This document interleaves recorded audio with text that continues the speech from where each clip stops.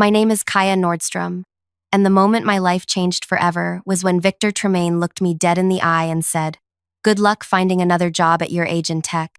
While laughing so hard, his coffee mug actually rattled against his desk. I had just placed my resignation letter in front of him. 12 years. 12 years I had worked as his so-called senior analyst, watching him present my revolutionary data optimization algorithms to industry conferences, board meetings, and tech summits as his own brilliant innovations. The entire tech world knew Victor Tremaine as the visionary genius who had transformed 3 major industries with groundbreaking algorithmic solutions. What they didn't know was that I had designed every single line of code. But let me pause for just a second here. Before I go deeper into what happened, could you please take a few seconds to tell me in the comments where you're listening from? Because I want to know where my story reaches. And also, like, subscribe, and click the bell icon because what I'm about to tell you is going to get absolutely wild, and you're not going to want to miss what happens next. Okay, so there I was, standing in Victor's corner office on the 42nd floor, watching this man who had built his entire career on my work treat my resignation like some kind of joke. He was 53, silver-haired, always wore these expensive navy suits that probably cost more than most people make in a month. The kind of man who never questioned why he deserved to be at the top. "Seriously, Kaia," he continued, leaning back in his chair like he was doing me some kind of favor by even acknowledging my existence. "You're 41. In tech years, that's practically ancient. And honestly, what experience do you really have besides following my directions for over a decade?" I just stood there holding this cardboard box. Nothing fancy, just a regular moving box I had grabbed from the supply closet. Victor glanced at it with mild curiosity. "What's that? Your personal trinkets? Family photos and coffee mugs?" "My backup drives," I said calmly. His expression shifted slightly. Not panic yet, but definitely confusion. "Backup drives? Of what?" "Every algorithm iteration, every failed experiment, every breakthrough moment. 12 years of development logs, time-stamped code commits, and design documentation. All stored in my personal cloud storage, naturally." Now I watched the color literally drain from his face. See, Victor had a secret that I had kept for 12 years. He had never understood a single line of the technical work. Not one algorithm, not one optimization, not even the basic principles behind the systems that had made him famous. He was essentially a very well-paid presenter who had gotten extremely good at explaining my innovations as if he had created them himself. "You can't take proprietary company information," he said, but his voice had lost all that confident bluster from just moments before. "Actually, I can. Company Policy Section 7.3 clearly states that personal research backups and development documentation belong to the employee who created them. I wrote that policy myself 3 years ago when we had that security audit. You signed off on it without reading it, remember?" The thing about Victor was that he had always been too arrogant to bother learning the technical details of anything. He would sit in our development meetings, nod at the right moments, ask a few surface-level questions, and then walk into boardrooms and present my work with complete confidence. For 12 years, I had watched him take credit for algorithms that had revolutionized inventory management for major retail chains, optimized supply networks for global shipping companies, and created predictive models that saved manufacturing companies millions of dollars annually. "Kaia, let's talk about this reasonably," he said, standing up and trying to regain some authority. "Those algorithms were developed on company time, using company resources." "Using my brain," I interrupted. "My education, my creativity, my problem-solving abilities. And according to the intellectual property agreements you made me sign, any documentation I created for personal learning and development purposes belongs to me. I've been very careful about that for 12 years. The truth was, I had been planning this moment for exactly 18 months. It started when I overheard Victor at the company holiday party, talking to the board chair about how he was the innovative mind behind our success, how he had personally developed every major algorithm, how the company would be lost without his technical genius. He was standing maybe 10 feet away from me, describing in detail how he had supposedly created the optimization model that I had spent 8 months perfecting. working nights and weekends to solve problems he couldn't even comprehend. That night, I started documenting everything. Every email where I explained technical concepts to him. Every meeting where he asked me to walk him through algorithms he claimed to have invented. Every code review where his suggestions made it clear he didn't understand basic programming principles. I created a detailed timeline of every innovation, every breakthrough, every solution that had come from my work alone. Besides, I continued, I won't be needing to find another job. I've already accepted a position. Where? He demanded. Chief Technology Officer at Quantum Dynamics. Quantum Dynamics was our biggest competitor. They had been trying to recruit the brilliant mind behind our algorithmic innovations for 3 years, sending increasingly generous offers that Victor had always intercepted and dismissed without telling me. What Victor didn't know was that 6 months ago, I had finally made contact with their head of engineering, a woman named Dr. Priya Vasquez, who actually understood technical innovation when she saw it. You can't.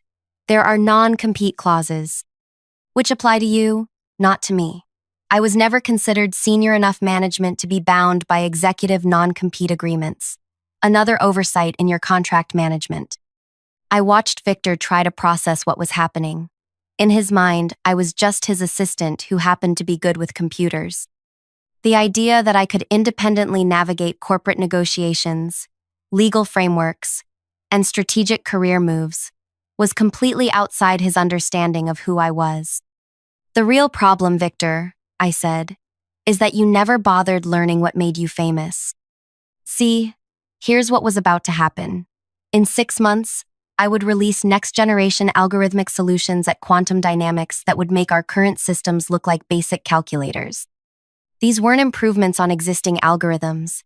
These were completely new approaches I had been developing in my personal time, innovations that represented the next evolutionary step in data optimization. When Quantum Dynamics started showcasing these revolutionary new systems, the tech industry would immediately recognize the advancement. Industry experts would start asking questions about how these algorithms worked, requesting technical papers, demanding detailed explanations of the methodology, and Victor would have absolutely no answers. Meanwhile, our current systems would start showing their age. Without me there to continuously refine and optimize the algorithms, performance would gradually decline. The sophisticated monitoring and adjustment protocols I had built would begin failing without someone who understood the underlying architecture. But the real masterpiece was going to be the industry conference circuit. Victor had already committed to keynote presentations at 4 major tech conferences over the next 8 months. He would be expected to discuss technical innovations, answer detailed questions about algorithmic approaches, and engage with other experts about future development directions. Except he had never actually understood any of it. I had always prepared his presentations, written his talking points, and even fed him answers through earpieces during question and answer sessions. Without me, he would be standing in front of hundreds of industry experts with nothing but memorized buzzwords and surface-level explanations. You don't understand what you're doing, Victor said, but his voice was shaking now. This will destroy your career. No one will ever trust you again if you steal proprietary information. I'm not stealing anything. I'm taking my own work. And actually, Dr. Vasquez has already put me in touch with patent attorneys who are very interested in reviewing the documentation I've maintained. Apparently, there might be questions about whether the patents filed under your name accurately reflect the true inventor. That was when Victor's face went completely white. The patents, 18 different algorithmic innovations, all filed under his name as the primary inventor, with me listed only as a contributing researcher. Patents that were worth millions in licensing revenue. Patents that formed the foundation of our company's intellectual property portfolio. Patents that I could prove I had developed entirely myself. The time-stamped development logs are particularly interesting, I continued. They show a clear progression of innovation, problem-solving, and technical breakthrough that corresponds exactly with every major patent filing. What they don't show is any input, feedback, or contribution from you beyond approving the final implementation. Victor sat back down heavily. I could practically see him calculating the implications. If those patents were challenged, if I could prove I was the actual inventor, the financial consequences would be catastrophic. The company could lose its intellectual property portfolio, licensing agreements could be invalidated, stock value could plummet, and Victor's reputation would be completely destroyed. "What do you want?" he asked quietly. "I don't want anything from you, Victor. I'm just leaving. But I thought you should know what's coming." I turned toward the door, carrying my box of backup drives. 12 years of innovation, 12 years of breakthrough solutions, 12 years of technical genius that had been credited to a man who couldn't write a basic sorting algorithm if his life depended on it. "The really tragic part," I said, pausing at the office entrance, "is that if you had just given me proper credit, if you had acknowledged my contributions, if you had treated me as a partner instead of a subordinate, none of this would be happening. I would have been happy to stay and continue developing innovations under shared recognition." "Kaia, wait." But I was already walking away, down the hallway where I had spent 12 years being invisible, past the conference room where Victor had presented my work to countless executives, past the desk where I had solved problems that he couldn't even understand. The elevator doors closed, and I watched the floor numbers descend. 42, 41, 40, 39. My phone buzzed with a text message from Dr. Vasquez. "Legal has reviewed your documentation. Patent attorneys want to meet next week. This is going to be bigger than we thought." I smiled for the first time in months. Because what Victor didn't know was that this was just the beginning. The backup drives, the documentation, the patent challenges, those were just the opening moves. What was really going to destroy him was something much simpler and much more devastating. In exactly 3 weeks, Victor was scheduled to deliver the keynote presentation at the International Conference on Algorithmic Innovation. 3,000 of the world's leading tech experts would be watching. The presentation topic was Next Generation Optimization, Revolutionary Approaches to Complex Problem Solving. It was going to be broadcast live, recorded for posterity, and attended by journalists from every major tech publication. And Victor was going to have to deliver that presentation without me writing his talking points, without me preparing his slides, without me feeding him answers through an earpiece. He was going to have to stand in front of the entire tech industry and explain algorithms he had never understood, discuss innovations he couldn't comprehend, and answer technical questions about work he had never actually done. The elevator reached the ground floor, and the doors opened to the lobby where I had entered as an invisible senior analyst 12 years ago. But I was walking out as something completely different. I was walking out as someone who was about to change everything. 3 weeks passed, and I watched Victor's world crumble from my new office at Quantum Dynamics. Dr. Vasquez had given me a corner suite on the 38th floor with windows overlooking the city, a team of 12 brilliant engineers, and a development budget that was triple what Victor had ever allocated for innovation. But the real entertainment was watching Victor's social media presence. See, Victor had always been extremely active on professional networking platforms. Daily posts about innovation, philosophy, leadership insights, technical breakthroughs, the kind of content that had built his reputation as a thought leader in algorithmic development. Except now, with me gone, his posts were becoming increasingly desperate and obviously shallow. 3 days after I left, he posted about the importance of collaborative development environments. 5 days later, it was leveraging team expertise for optimal outcomes. By the second week, he was just sharing articles written by other people with vague comments like, "Interesting perspectives on emerging technologies." The tech community was starting to notice. Comments on his posts were shifting from respectful engagement to subtle questioning. Would love to hear your technical take on the implementation challenges mentioned here, Victor. Could you elaborate on how this approach differs from your optimization methodology? Victor couldn't answer any of them. Meanwhile, I was having the time of my life. Dr. Vasquez had introduced me to the engineering team as their new CTO, and when I walked them through my next-generation algorithmic approaches, the room went completely silent. Not confused silence, impressed silence. "This is at least 5 years ahead of anything I've seen in the industry," said Chen Wei, our senior software architect. "How long have you been developing these concepts?" "About 3 years in my spare time. I told him. I was waiting for the right opportunity to implement them properly. Why didn't your previous company move forward with this level of innovation? I just smiled. Management wasn't technically sophisticated enough to understand the potential. But the really beautiful part was watching Victor try to maintain his speaking commitments without me. 2 weeks after I left, he was scheduled for a panel discussion at a regional tech summit. I watched the live stream from my new office. The moderator asked him about recent developments in machine learning optimization.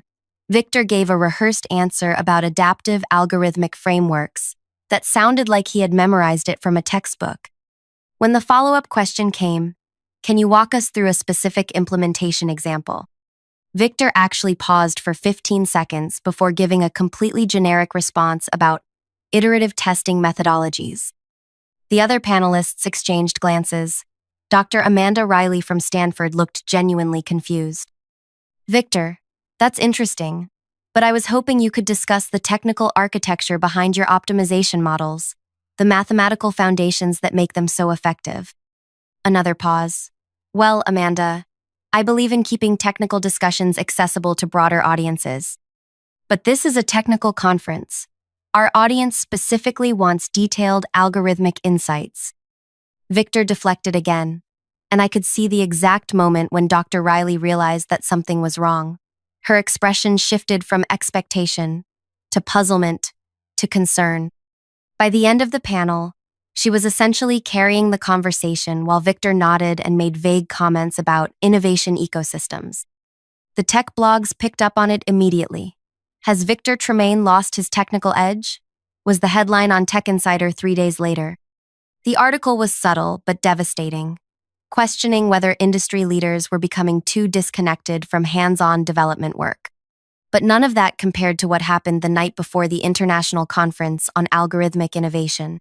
I was working late at Quantum Dynamics, putting finishing touches on our new optimization platform, when my phone rang. Unknown number. "Kaia, please, I need your help." Victor's voice, but completely different from the confident executive I had worked for. He sounded broken. "Victor, how did you get this number?" "I called your old apartment. Your neighbor gave me your cell. Listen, I know things ended badly, but I'm in serious trouble here. Tomorrow's presentation. I can't do it without your help." I leaned back in my chair. "What exactly are you asking me?" "I need the technical content. The slides, the talking points, the explanations. I'll pay you. Consulting fees, whatever you want. Just please, help me get through this presentation." "Victor, you've been presenting my work for 12 years. Surely you understand it well enough by now to explain it yourself." "You know I don't. You've always known that." And there it was. After 12 years, Victor Tremaine was finally admitting that he had never understood any of the work he had built his career on. "I'm sorry, Victor, but I can't help you. I have my own responsibilities now." "Kaia, they're going to destroy me up there. 3,000 people, live broadcast, recorded forever. If I can't answer their technical questions, then maybe you shouldn't have spent 12 years pretending to be something you're not." I hung up. The next morning, I was sitting in the front row of the International Conference on Algorithmic Innovation, surrounded by the most brilliant technical minds in the industry. Dr. Vasquez was next to me, along with our entire engineering team. We had been invited as special guests to preview some of the innovations Quantum Dynamics would be announcing over the coming months. "Ladies and gentlemen," the conference moderator announced, "please welcome Victor Tremaine, Chief Innovation Officer at Technova Solutions, presenting Next Generation Optimization, Revolutionary Approaches to Complex Problem Solving." Victor walked onto the stage, and I could see his nervousness from 100 feet away. His movements were stiff, his smile forced.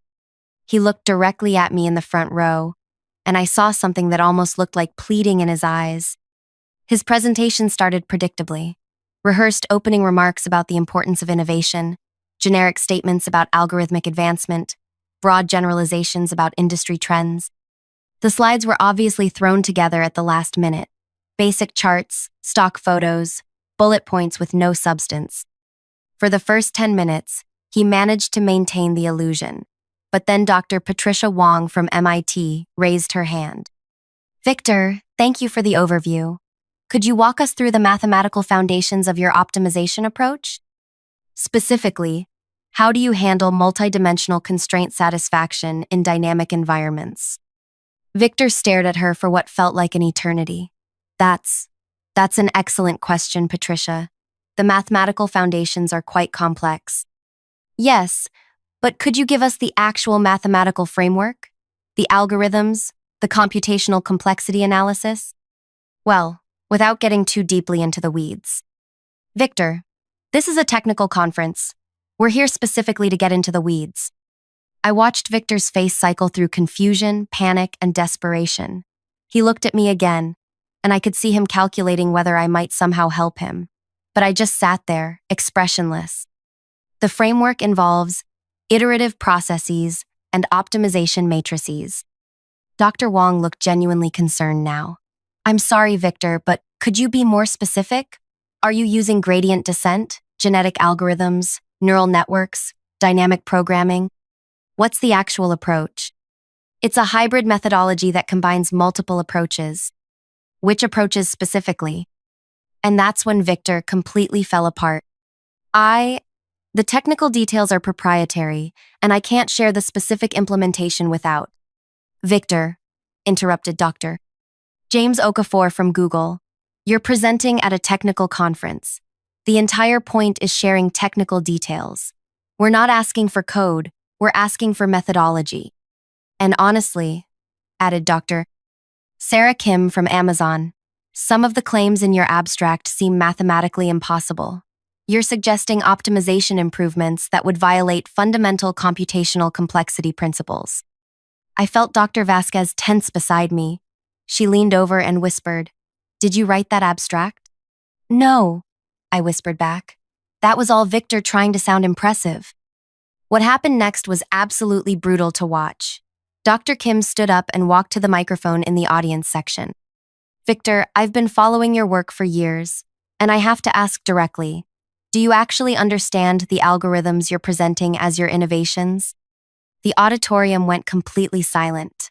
3,000 people, watching Victor Tremaine being called out on live broadcast by one of the most respected algorithmic researchers in the world. That's an inappropriate question. Is it because I've reviewed your recent social media posts, your panel discussions, and now this presentation, and I'm seeing a consistent pattern of technical avoidance?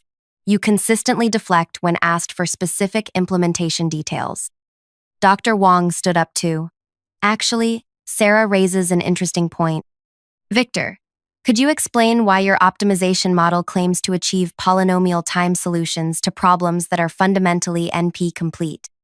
I don't think this is the appropriate forum for... This is exactly the appropriate forum. Dr. Okafor was standing now. You're making claims about revolutionary algorithmic breakthroughs.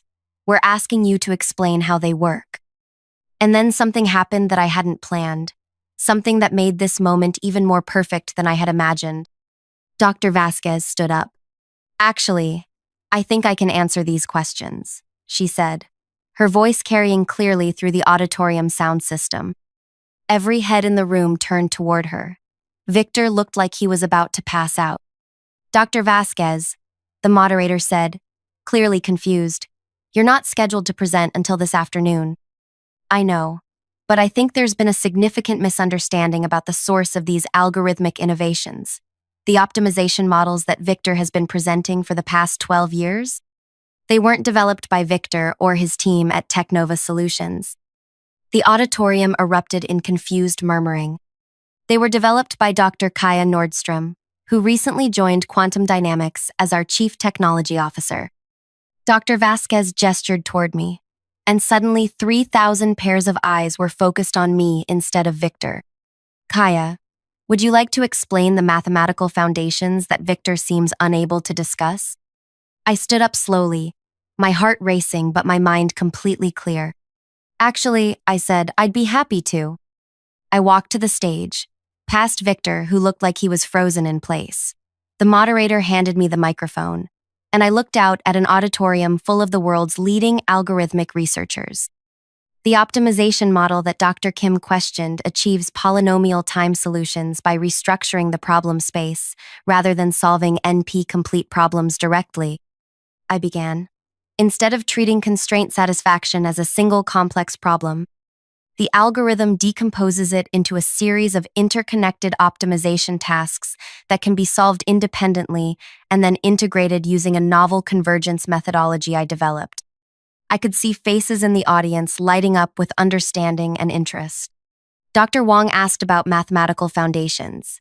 The core approach uses modified Lagrangian multipliers combined with adaptive gradient descent, but the breakthrough was realizing that you could treat the constraint space as a dynamic manifold and use differential geometry to optimize the search path. For the next 20 minutes, I walked through the technical details of algorithms that had revolutionized 3 industries.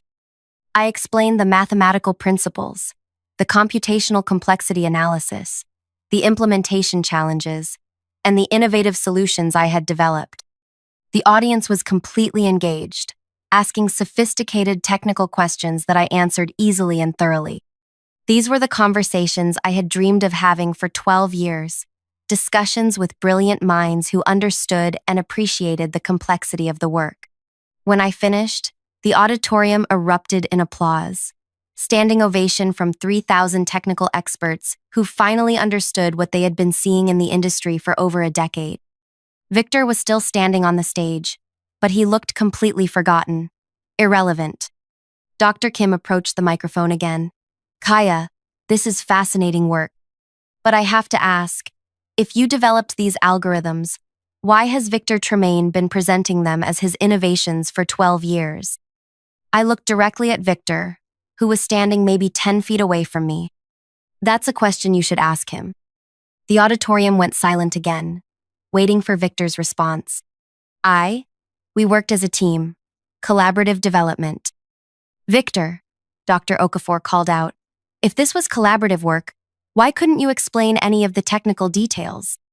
The specific implementation was handled by Kaia, Dr. Vasquez finished, while you took credit for her innovations. And that's when the tech journalists in the audience realized they were witnessing the biggest fraud scandal in industry history. Phones were out, live streams were broadcasting, social media was exploding, Victor Tremaine exposed as fraud at international conference was trending within minutes. But the most beautiful moment came when Dr. Wong approached the microphone one final time. Victor, I think it's time for you to leave the stage. He walked off, and I never saw him again. 6 months later, I was delivering my own keynote presentation at the same conference, introducing algorithmic innovations that were genuinely revolutionary.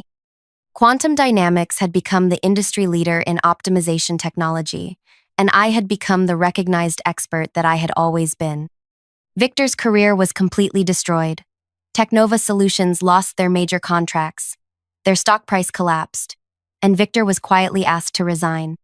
The patents were successfully challenged, and I was recognized as the true inventor of innovations worth millions in licensing revenue.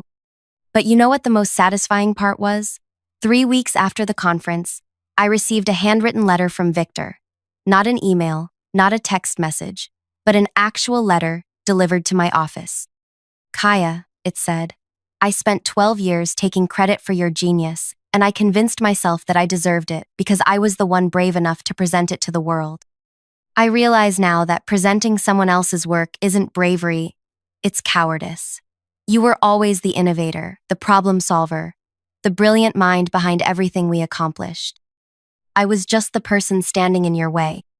He was right. And that's my story. From invisible senior analyst to chief technology officer, from stolen credit to recognized genius, from workplace humiliation to industry transformation. Sometimes the best revenge isn't getting even, it's becoming who you were always meant to be. So here's what I want you to do. If this story inspired you, if it made you think about your own untapped potential, if it reminded you that brilliance shouldn't be hidden or stolen, then please share this video with someone who needs to hear it. Leave a comment telling me about a time when you had to fight for recognition you deserved. And subscribe, because I've got more stories about people who refused to stay invisible. The world is full of Victor Tremaines taking credit for other people's genius. but it's also full of people like us, waiting for the right moment to step into the light. Your moment is coming, trust me on that.